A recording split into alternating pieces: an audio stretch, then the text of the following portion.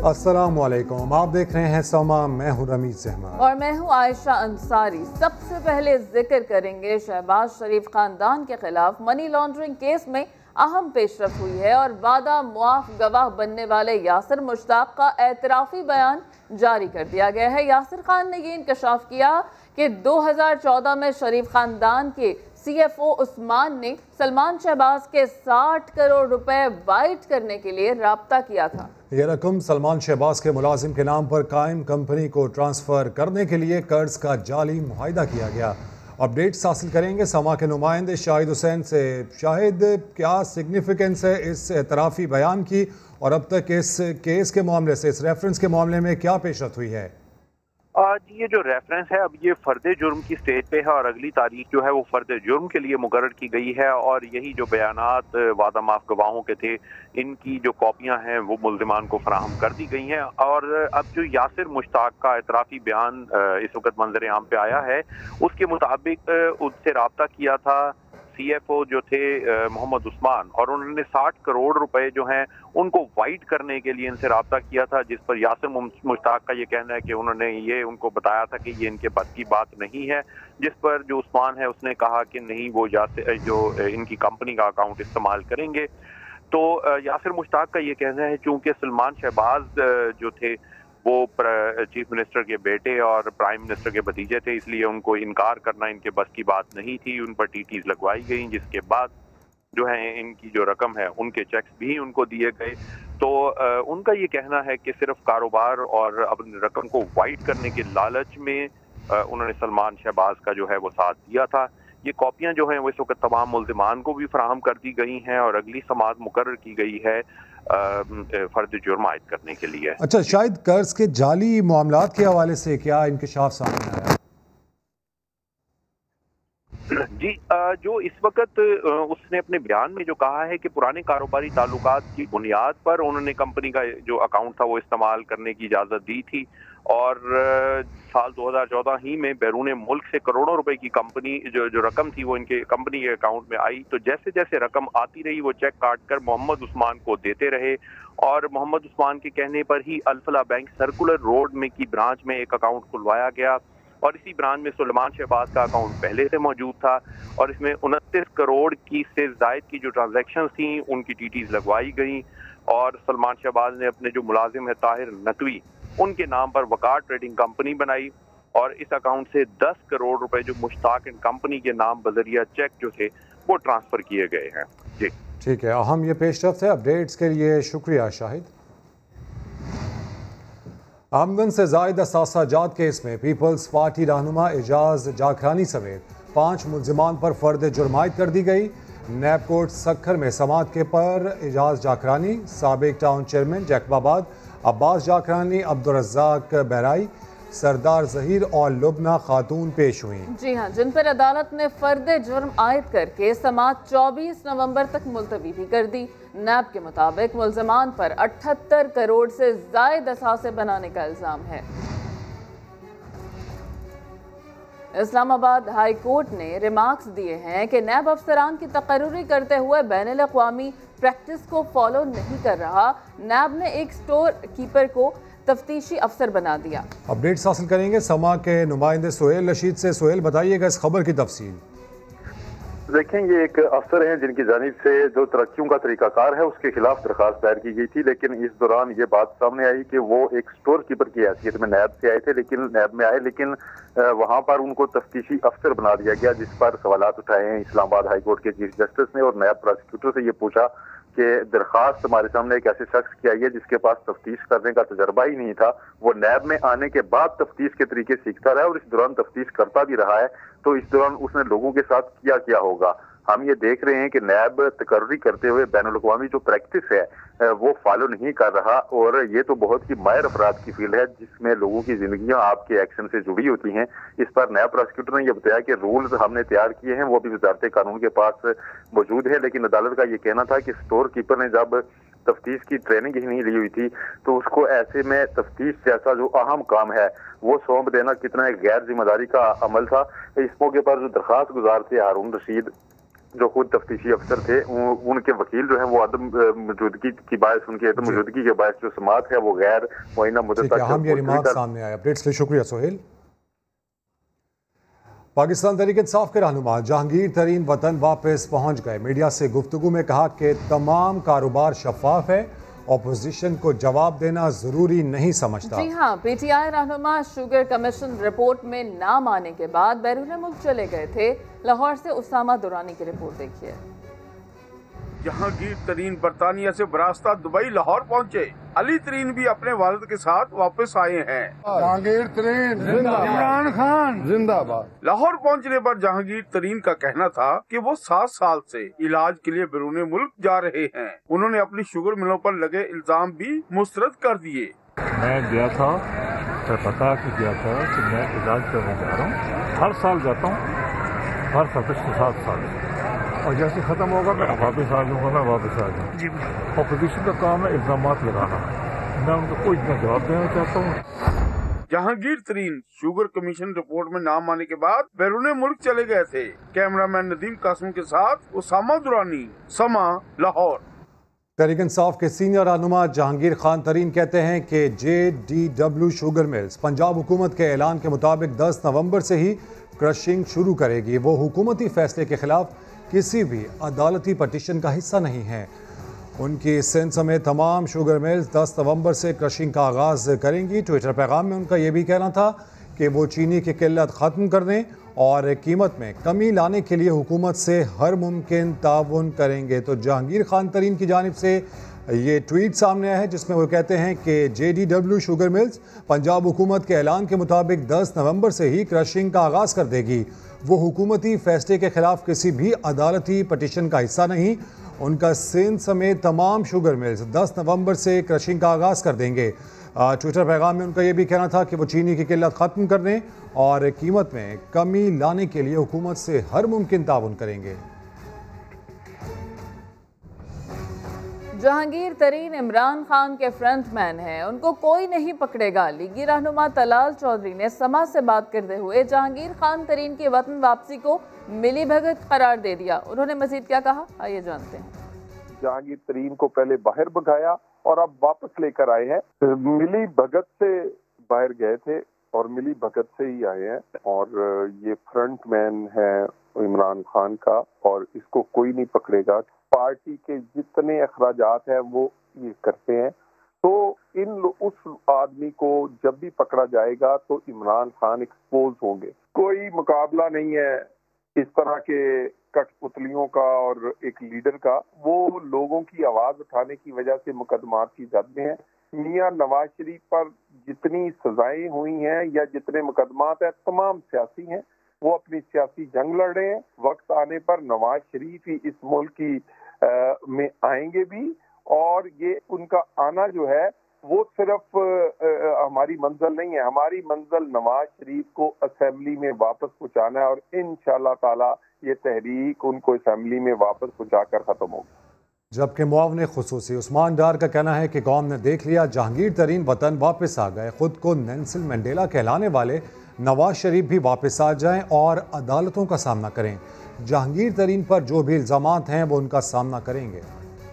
Opposition जिनको अपने मुकदमात का सामना है और वो बार जहांगीर तरीन साहब के पीछे छुपने की कोशिश कर रहे थे कि शायद हुकूमत उन्हें सपोर्ट कर रही है, जबकि हम 12 दफा कह चुके हैं पाकिस्तान की अदालतें आज़ाद हैं, पाकिस्तान की अदालतें आज़ाद हैं। जहांगीर तरीन साहब अपने जो भी उनके ऊपर इल्जामात हैं उसका सामना कर रहे हैं, और मैं समझता हूँ कि अब वक्त आ गया है कि मियां नवाज शरीफ साहब भी वोट को इज्जत की बात करते हैं तो पहले तो अपने वोटर को इज्जत दें। मियां नवाज शरीफ साहब भी वापस आएंगे, अपने वोटर में लें, हालात कैसे क्यों ना हो, अपने मुकदमात का सामना करें। अगर जहांगीर तरीन साहब वापस आकर सारे हालात का सामना कर सकते हैं तो खुद को नेल्सन मंडेला कहने वाले मियां नवाज शरीफ साहब का पाकिस्तान वापस आएंगे।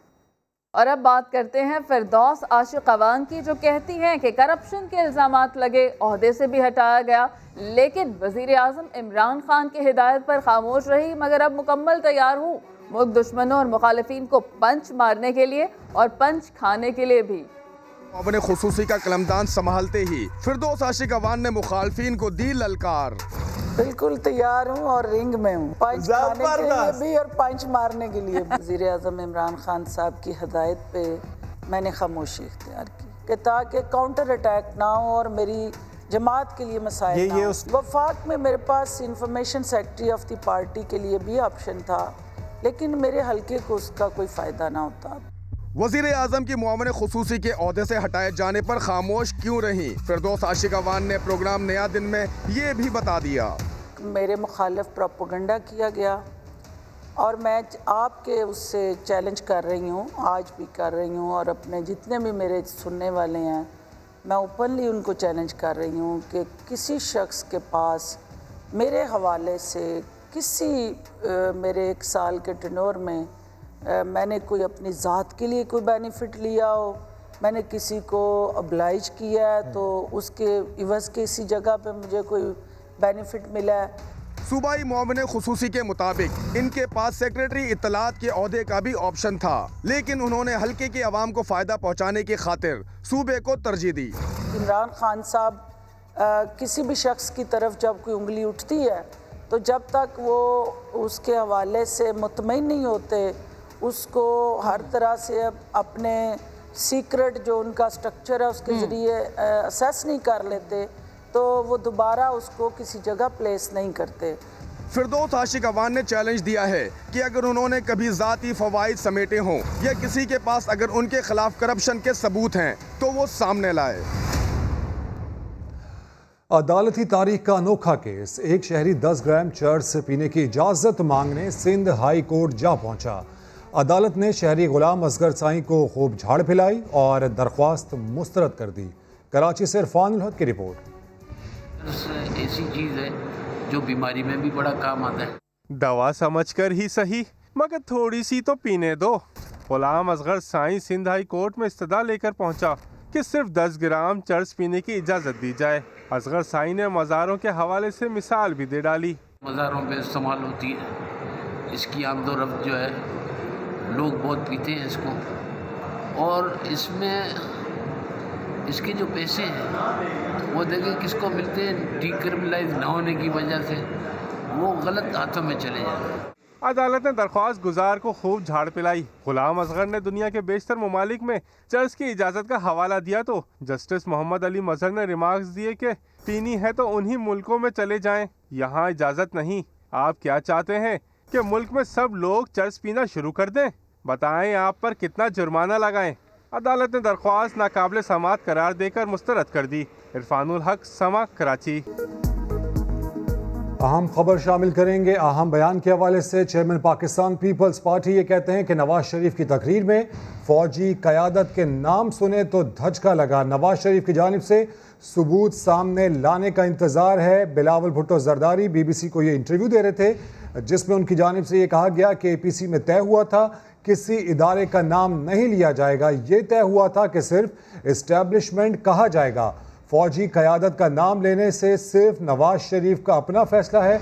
बिलावल भुट्टो की जानिब से ये बयान दिया गया है, तो ऐसे में सवाल ये जन्म ले रहा है कि क्या PDM का सफ़र ख़त्म हो गया है, क्योंकि पाकिस्तान पीपल्स पार्टी के चेयरमैन बिलावल भुट्टो जरदारी की जानिब से ये वाज़ेह तौर पे कहा गया है कि जब उन्होंने नवाज शरीफ की तकरीर सुनी और उसमें फ़ौजी क़यादत के नाम सुने तो उन्हें धचका लगा। जी हाँ, बिलावल भुट्टो जरदारी ने BBC को इंटरव्यू दिया, जिसमें उन्होंने कहा कि APC में ये तय हुआ था कि किसी इदारे का नाम नहीं लिया जाएगा। ये तय हुआ था कि सिर्फ इस्टेब्लिशमेंट ही कहा जाएगा। और गुजरांवाला जलसे में जब नवाज शरीफ की तकरीर में बराह रास्त नाम सुने तो धचका लगा। बिलावल ने कहा कि आम तौर पर हम जलसों में इस तरह की बात नहीं करते, लेकिन नवाज शरीफ की बात सुनकर उन्हें धचका लगा था। इसी पर तज्जिया हासिल करेंगे। सीनियर तज्जियाकार खालिद अजीम साहब हमारे साथ मौजूद है। खालिद साहब, काफ़ी झटका लगा बिलावल भुट्टो जरदारी को जब जर्नल्स के नाम लिए गए, और साथ ही साथ अब वो ये भी कह रहे हैं कि सबूत सामने लाने का उन्हें इंतज़ार है। क्या समझते हैं किस जानिब जा रही है बात? जी, उन्हें जो धचका लगा है, मेरा ख्याल है वो धचका PDM को भी पहुंचने का खदशा हो सकता है, क्योंकि इतने वाज़ेह लफ्ज़ों में उन्होंने न सिर्फ ऐलान लाताल्लुक़ ही किया है बल्कि एक तरह से वो उन्होंने सबूत मांग लिए हैं नवाज शरीफ से कि आपने जो बयान दिया है आप उसका सबूत सामने लाएं। गोया वो बैगेज उनके लिए इतना भारी है कि उसको वो ठीक है। खालिद साहब, कतई कलामी की बेहद माजरत, इस वक्त वज़ीर इत्तलात शिबली फराज साहब हमें ज्वाइन कर रहे हैं। शिबली फराज साहब, बिलावल भुट्टो जरदारी साहब का ये अहम बयान सामने आया है और उनकी जानिब से कि उन्हें इंतज़ार है कि नवाज शरीफ साहब जो इल्ज़ामात लगाए गए उसके हवाले से सबूत कब सामने लाते हैं। समझते हैं बिलावल भुट्टो जरदारी PDM के हवाले से कोई अहम इशारा दे रहे हैं? देखें, हमने तो पहले भी यही कहा था कि जो जितनी भी PDM की पार्टीज हैं इनके मुख्तलिफ एजेंडाज हैं, हर एक अपना एजेंडा परसू कर रहा है, अपने मफादात का परसू कर रहा है और कई मफादात ऐसे हैं जिसके लिए जो भी हिकमत अमली वो बना रहे हैं वो दूसरे जो उनके जो PDM के दूसरे पार्टीज हैं उनके मुखालिफ होता है। तो इसलिए अब ये आहिस्ता आहिस्ता इनमें जो भी वो हो रहा है वो इस बात की गवाही देता है कि इनमें अंदरूनी तौर पे बिल्कुल ये मुख्तलिफ सिमतों में जा रहे हैं।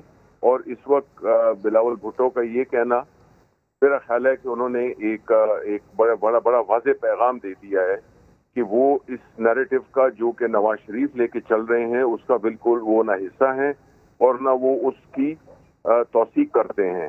तो इसलिए ये बड़ी अहम बात है क्योंकि जो बयानिया लेके चल रही है नवाज लीग, वो एक तो ये है कि वो एक ऐसा कि कोई भी मुहब्बे वतन, कोई भी जो कि पाकिस्तान की वहदत पे यकीन रखती है, पाकिस्तान के मफादात पे यकीन रखती है, वो कोई ऐसी इस हिकमत अमली में नहीं शामिल होना चाहेगी जिससे कि जिस बयानी से हमारे दुश्मन खुश हों, हमारे इदारों पे अटैक हो और मुल्क में एक ऐसा माहौल बने जिससे कि अटैक किया जाए रियासत के इदारों को।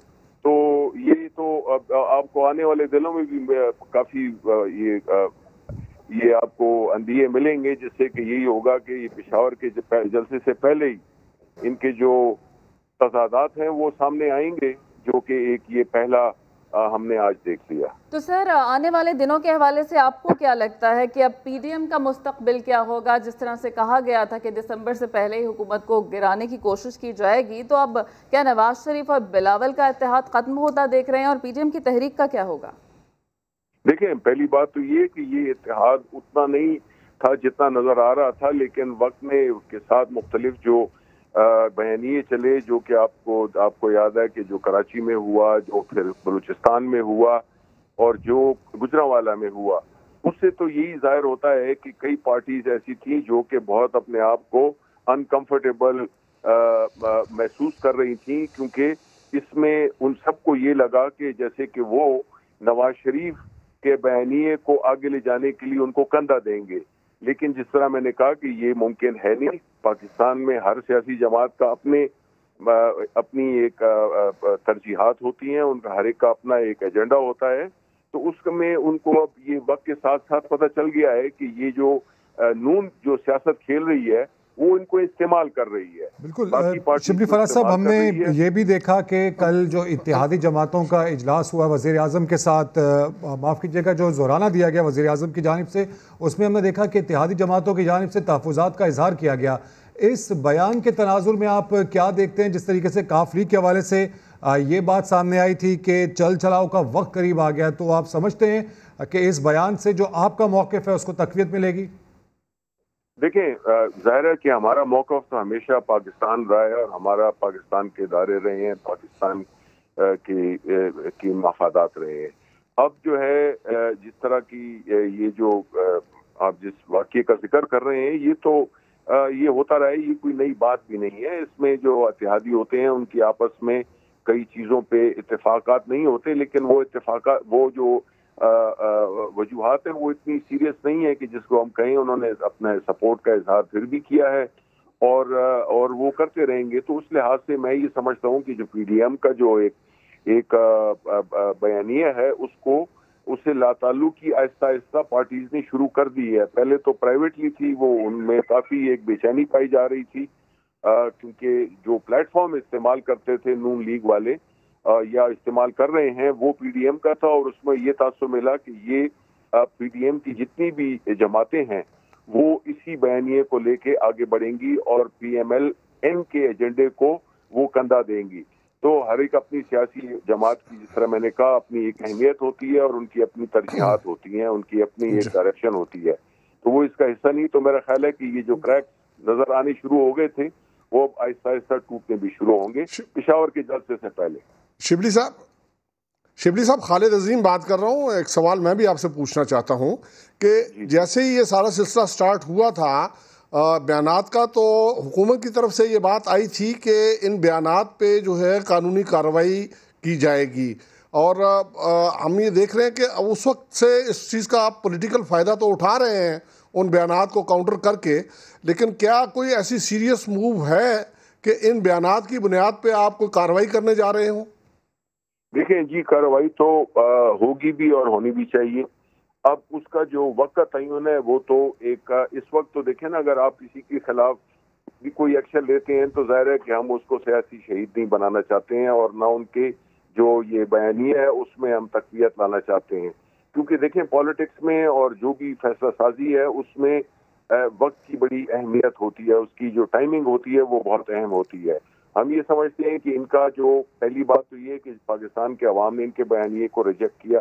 दूसरी बात ये कि जो कॉन्स्टिट्यूएंट यानी जो पार्टी जिस पे मुश्तमिल है PDM, उसमें कई पार्टीज का मुख्तलिफ सोच है, उनकी मुख्तलिफ हिकमत अमली है और वो नहीं चाहते कि उसका हिस्सा बने। तो अब जो जिन्होंने ये बातें की हैं जाहिर है वो आहिस्ता आहिस्ता खुद भी आइसोलेट होते जाएंगे और उसका वो कहते हैं देर है लेकिन अंधेर नहीं। ठीक है शिबली फराज साहब, आप क्या समझते हैं? इससे कबल हमने देखा कि चाहे अब्दुल कादिर बलोच हो या पंजाब में सूबाई असम्बली के मेंबरान हो, उन्होंने अपनी पोजीशन खासी वाजे कर दी है। तो अब आप समझते हैं कि आने वाले दिनों में जो PDM का मुस्तकबिल है उससे हुकूमत को किसी भी किस्म का खदशा नहीं है? अब नहीं जी, हमें अल्लाह ताला के फजल से हमारे उस लिहाज से कोई हमें खतरा नहीं है। इंशाल्लाह आप देखेंगे गिलगित बल्तिस्तान के इलेक्शंस में भी हमारी बड़ी, बावजूद इसके कि मीडिया पे कम दिखाया जा रहा है, लेकिन अल्लाह ताला के फजल से हमारी पोजीशन वहाँ पे ग्राउंड पे बहुत मजबूत है। हम ये इलेक्शन भी जीतेंगे और उससे यही ठीक है। आप पूरी उम्मीद है हमारे साथ रहिएगा। शिबली फराज साहब इस वक्त वफाकी वज़ीर रेलवे शेख रशीद साहब भी हमें ज्वाइन कर चुके हैं। शेख साहब, आपने पहले भी ये पेशगोई की थी कि पाकिस्तान पीपल्स पार्टी की जो लाइन और लेंथ है वो PDM से खासी मुख्तलिफ साबित होगी। तो आज जो बिलावल का बयान आया है, क्या समझते हैं किस जानिब जा रहा है PDM का ये सफ़र? देखें, कराची में उन्होंने एक वाज़ेह मैसेज दे दिया था नवाज शरीफ की तकरीर ना करवा के, और मेहनत वो गिलगित बल्तिस्तान में कर रहे हैं वो काफी चौंका देने वाली है कि पिछले 15 दिन से वो गिलगित बल्तिस्तान में कैंपेन कर रहे हैं, अभी 10-15 दिन कहते हैं और वहाँ होंगे। इसका मतलब है वो इलेक्शन जमहूरी प्रोसेस पर और असम्बलियों पे बिलीव करते हैं, वो कोई सिंध विंध से इस्तीफे नहीं देंगे और वो बैल मुझे की पॉलिसी नहीं करेंगे। फजलुर रहमान साहब नून के साथ चल सकते हैं, लेकिन Peoples Party ultimately in the end Noon League के साथ नहीं चलेगी। 2 महीने ले, 3 महीने ले, जनवरी फरवरी, मैं कह रहा हूँ 20 फरवरी तक इन्होंने फैसला करना है। मार्च के इलेक्शन हो जाने जब सेनेट के, तो सूरत हाल मुख्तलिफ होगी। सही है शेख साहब, जैसे कि शिबली फराज साहब ने भी कहा कि फैसला साजी में टाइमिंग बहुत अहम होती है, तो मौजूदा टाइमिंग को मद्देनजर अगर रखा जाए, गिलगित बल्तिस्तान के इलेक्शंस भी सर पर हैं, तो मौजूदा टाइमिंग को देखते हुए PDM की तहरीक का क्या बनेगा आपके ख्याल में? मुझे नहीं पता, अपने अपने वोट मांग रहे हैं वहाँ तो कोई PDM नहीं, वहाँ तो अपने वोट मांग रहे हैं। अपनी मरियम साहबा अपने जलसे कर रही है, PTI अपने जलसे कर रही है और पीपल्स पार्टी तो सबसे ज्यादा जलसे में है। तो बड़ा हैरान हुआ हूँ कि जितने जलसे उन्होंने किए हैं गिलगित बल्तिस्तान में, 25 सीटों के इलेक्शन में वो पता नहीं कितने जलसे कर चुके हैं। इसका मतलब है वो जमहूरी इदारों में और वहाँ हुकूमत बनाने में दिलचस्पी रखते हैं। बनती है या नहीं बनती, ये 15 तारीख को पता लग जाए। ठीक है शेख साहब, इस बयान के तनाजुर में और जो लेटेस्ट डेवलपमेंट हुई है, हमने देखा कि मुस्लिम लीग नून के अंदर से तहफ़्फ़ुज़ात सामने आ रहे हैं, तो आप इस मुतालिक भी कोई पेशगोई करना चाहेंगे कि इस वक्त नून लीग के जो अंदर के लोग हैं वो किस तरह का तासुर रखते हैं नवाज शरीफ की जानिब से, जो ज़ाती तौर पर यह फैसला किया गया कि वो अहम शख्सियात के नाम लेंगे?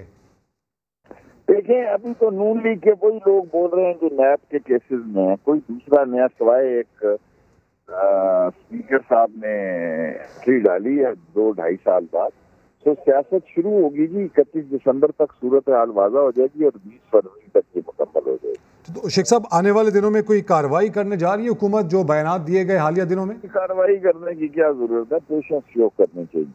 पेशेंस भी बहुत बड़ी सियासत होती है। अब आप देखें 22 तारीख तक क्या है, 22 तारीख जलसे का इंतजार करें, बाकी पेशेंस है, हमें पेशेंस से काम लें। शेख साहब, जैसे कि आपने पहले भी कहा था कि दिसंबर से पहले नून मीम शीम ये सब अलग अलग हो जाएंगे, लेकिन अभी हमने हालिया देखा कि मरियम नवाज साहिबा और हमजा शहबाज साहब, उनके इख्तलाफात भी दूर हुए, तो इस तनाजुर में क्या कहेंगे आप? मैं नहीं देख रहा कि इनकी पॉलिसी, अभी आप देखें क्या होता है। फोटो सेशन होना और बात है। हमजा का केस बड़ा सीरियस है और ये खानदान बड़ा सोच समझ के सारे मसले करता है। अभी आप देखें, अभी मैंने 30 दिसंबर से 20 फरवरी तक की डेट दी है, पता लग जाएगा आपको ये कहाँ करें। ठीक है शेख साहब, ये भी इस पर भी प्लीज़ आप बताइएगा। हमने देखा कि APC से खिताब में काफ़ी डायरेक्ट था मौक़िफ़ नवाज शरीफ का। उस वक्त पाकिस्तान पीपल्स पार्टी ने कोई रिएक्शन क्यों नहीं दिया था आपके ख्याल में? मुझे नहीं मालूम। मैंने तो जब कराची में पीपल्स पार्टी ने नवाज शरीफ को जलसा ना करने दिया, नवाज शरीफ के तो शेख साहब, आपके ख्याल में नून लीग के लिए अब कितनी मुश्किल सूरत हाल पैदा हो गई है इस तमाम तर सिचुएशन के बाद? वफाकी वज़ीर रेलवे शेख रशीद हमारे साथ मौजूद थे। उनका कहना था कि तस्वीर और दिखावे की बात और होती है, लेकिन जैसे कि उन्होंने पहले कहा था कि दिसंबर से पहले नून मीम शीम ये सब अलग हो जाएंगे, उस बात में कुछ दम है। बिलावल भुट्टो जरदारी ने BBC को इंटरव्यू दिया और उसमें कहा कि नवाज शरीफ ने जो जलसे के दौरान जनरल्स के नाम लिए थे, उस बात को सुनने के बाद उन्हें भी धचका लगा। बात सिर्फ इतनी हुई थी कि एस्टैब्लिशमेंट कहा जाएगा अगर ऐसी कोई बात करनी भी हुई, लेकिन नवाज शरीफ के बयानिया के बाद उन्होंने जो जलसे में बात की, उससे बिलावल को खुद भी बहुत धचका लगा। खालिद अजीम साहब हमारे साथ मौजूद हैं। खालिद साहब, इससे पहले हमने देखा कि PDM के तमाम ये रहनुमा कहते थे कि जो भी मामलात हैं वो सब मुशावरत से तय हुए हैं, तो आप क्या समझते हैं जिस तरीके से बिलावल को धचका लगा, क्या आप समझते हैं मुस्लिम लीग नून के जो अंदर से लोग हैं उन्हें भी बहुत धचका लगा था जब नवाज शरीफ साहब ने बराह रास्त नाम लिया? देखें जी, मुस्लिम लीग नून के अंदर तो जो अगर किसी को धचका लगा है तो वो उसमें से कुछ लोग उसका इजहार करके अलग हो भी चुके हैं और मरियम नवाज़ इसका इंदिया पहले भी दे चुकी हैं। उनका कहना ये था कि नवाज शरीफ और मरियम नवाज़ के बयानिए का बोझ उठाना हर एक के बस की बात नहीं, और हमें उन लोगों की ज़रूरत भी नहीं है जो हमारे इस सख्त मौक़िफ़ के साथ, इस मजबूत मौक़िफ़ के साथ खड़े नहीं रह सकते। तो इसलिए हमें तवक्को तो यही करनी चाहिए कि कुछ ऐसे लोग जिनको अपनी पॉलिटिक्स जो है उसमें इस बात का ख़तरा महसूस होता है या वो ये समझते हैं कि नून के बगैर भी उनका गुजारा हो सकता है, वो शायद खुल के इसका इख्तलाफ कर लें। लेकिन जिस किसी ने नून के अंदर रहना है तो उसको इसी बयानिए के साथ चलना होगा जो नवाज शरीफ और मरियम नवाज़ ने अपना रखा है।